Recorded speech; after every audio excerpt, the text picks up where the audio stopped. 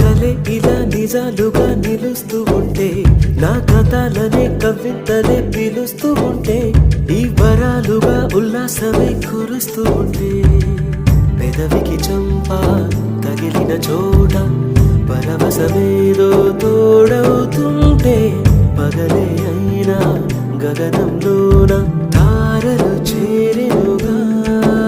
నిజంగా నేనేనా ఇలా నీ జతలో ఉన్నా, ఇదంతా